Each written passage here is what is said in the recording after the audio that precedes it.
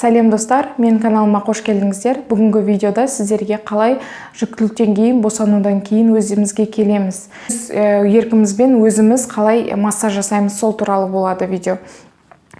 Бұл видеода мен көрсететінім осындай массажер арқылы, яғни мынандай қараңыз, мына жағы емес, кішкентай, мына қатты жағы. Егер сіздер осындай массажер таба алмасаңыздар, кез келген массажер үйде бар. Осындай арқылы немесе көбінесе қыздар болады, тарақпен ақ ішті тарап, осылай массажка дейді, сонымен тарап ақ қызартады. Біздің бірінші массаждың алдында ішті массаж жасаймыз осылай. Ішті дайындаймыз массажға. Массаж жасаған кезде, әрине, кофтаны мен қазір ішімді көрсетіп ашып атқан жоқпын, сіздер ашасыздар. Ашқаннан кейін іштеңе жақпай ішке былай массаж жасаймыз. Егер бүйір жақтарыңыз болса, осы жаққа жасаймыз. Қолдарыңызда май болса, қолдарыңызға, іштеріңізге, барлық жерге массаж жасаймыз. Бұл массаж 5-10 минутқа дейін болуы мүмкін. Тері егер қызарса 5 минуттан кейін тоқтаймыз, қызарды, бізге керек нәрсе осы. Жалпы келесісінде мынаны қоямыз орнына.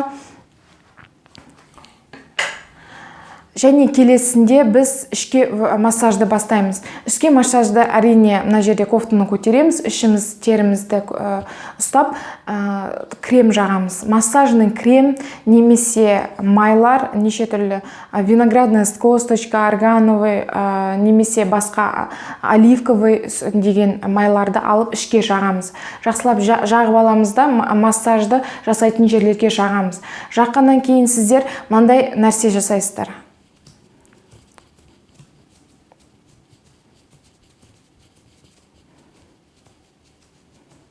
Осылай ішті шымшығандай болып жасаймыз, бірінші ішті дайындаймыз.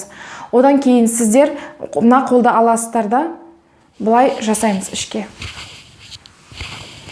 Бұлай ішке массаж жасаймыз.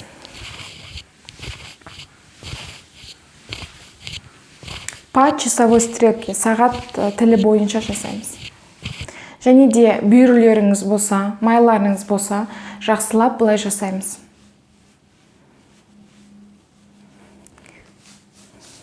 Бұл жаттығуды 5 минутта жасауға болады, массажды.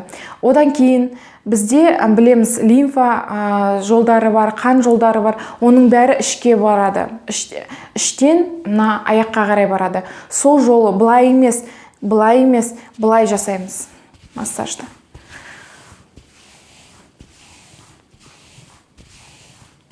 Осылай массаж жасаймыз. Осыны 5 минутта жасаймыз. Одан кейін былай, сіздерге көріну үшін мен жақындап барайын. Былай.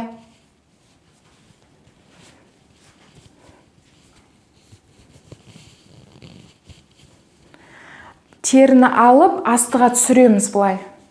Бұл не үшін керек? Біз лимфа жолдары дейміз, лимфа жолдарына мына майлардың бәрін апару үшін. Тез-тез ыдырап кету үшін. Осылай жасаймыз.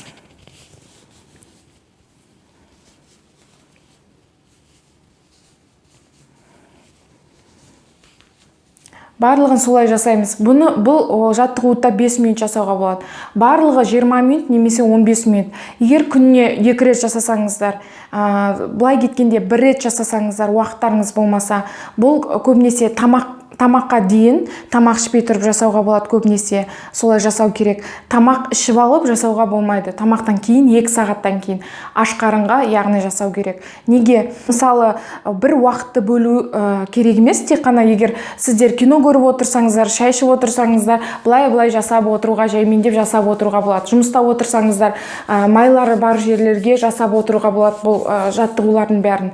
Жаңағы массажерлардан басқасы болса, сіздер сол арқылы өз формаларыңызға келуге көмектесесіздер. Осы жаттығуда, осы видеода сіздерге мен осы 2 гаджет туралы айтамын.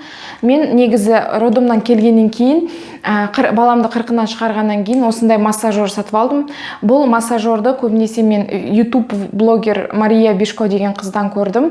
Осындай ол қызда өзінің қалай өз формасына келді, сол туралы көп видеолары бар. Мен сол қыздың каналына каналыма ссылканы қоямын. Мына массажердің қандай жақсы керектігін айтайын сіздерге. Сіз баланы емізіп отырсаңыздар, сіз егер жұмыс істейтін қыз болсаңыз да, сіз үйде отырсаңыз да, қай жерде болсаңыз да, осы массажерді алып керек жеріңізге массаж жасауға болады. Ол қалай болады? Сіздерге көрсетейін. Сіздер ішіңізді ашасыз, ішті ашасыз да, осы массажермен массаж жасайсыз. Ішіңіз үлкен болса, теріңіз үлкен майы бар болса, осы массажер жақсы көмектеседі. Осылай жасайсыз. Осы массажерді дәл осындай керек деп те айтпаймын. Сізде дәл осындайдың басқасын алсаңыз да болады. Бірақ сіздер камераға көрсетейін. Осындай болу керек массажер, мындай істік бастық болу керек. Өйткені сізді теріңізді бұл массаж жасаған кезде жаңағы майларыңызды сіздер ыдыратады. Осылай жарты сағаттай жасайсыз. Күніне 2-3 рет, қанша рет керек десеңіз, сол жерге жасай беру керек болады. Егер сіздерде ішіңіздің мына жерінде майлары болса, осы майлармен жүргізуге болады. Мен қазіргі таңда да суға түсіп шыққаннан кейін үйде осы массажермен қолданамын. Мына қолдың майларын кетіруге болады. Және де мына жерде подбородок дейді, мына жерде соны кетіруге болады осылай жасап. Және де осылай жасауға болады үшін аяқтың майларын кетіріп, үйде отырған кезде, кино көріп отырсыздар ма, басқа нәрселерде айналысып отырған кезде осылай жасап отыруға беруге болады. Бұл массажердан басқа, егер үйлеріңізде басқа массажер болса, жасай беруге болады. Екінші менің сіздерге көрсететін осындай гаджет. Ол гаджет болғанда мынандай сіздерге осындай мынандай істіктері бар. Және мына жағында бар.